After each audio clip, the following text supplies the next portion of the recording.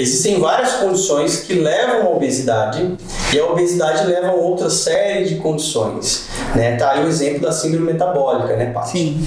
Síndrome metabólica, a gente pode até falar um pouco mais sobre isso, aprofundar um pouco mais, porque é a principal causa de morte por doenças cardiovasculares. 2/3 das doenças cardiovasculares, aliás, pacientes que têm doenças cardiovasculares, na grande maioria das vezes, eles têm síndrome metabólica, né? E a síndrome metabólica é um conjunto de sinais, sintomas, de fatores que levam à morte, né? E que levam ali também uma piora da qualidade de vida.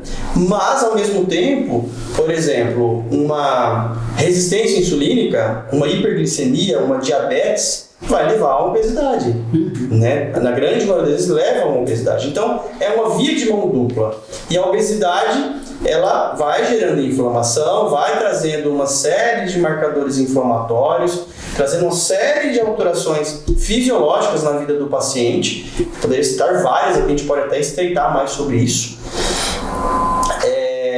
Então ela predispõe muitas outras doenças, inclusive o câncer. Caramba. Por que os países desenvolvidos têm mais câncer?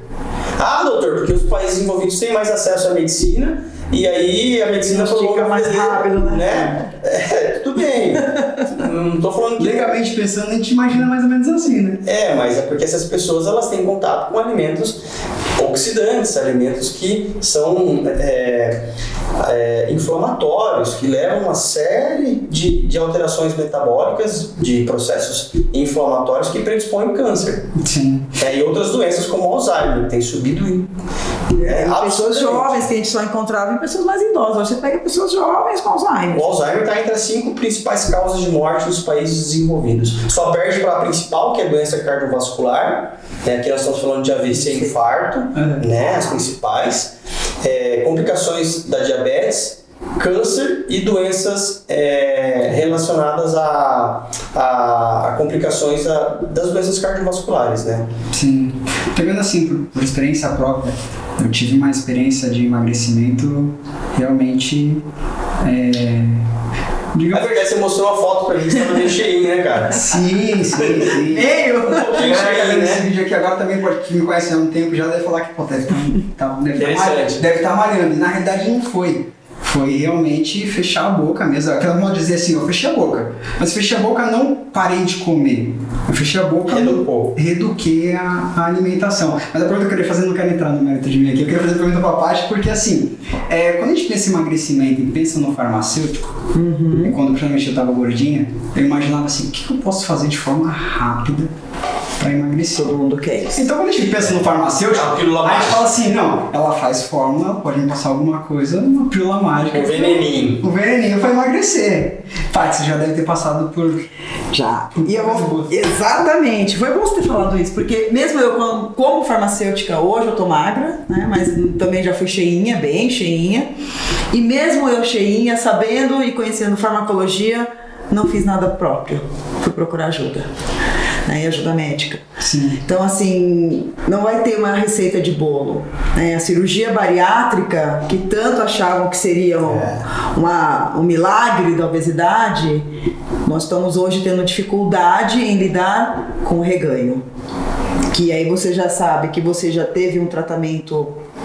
Desculpa, mas do meu ponto de vista farmacêutico, agressivo. Você mudou toda uma estrutura, microbiota e até mesmo de absorção e de deficiência de nutrientes que são importantes, para uma busca incessante de perda de peso, e você viu que uma coisa não mudou.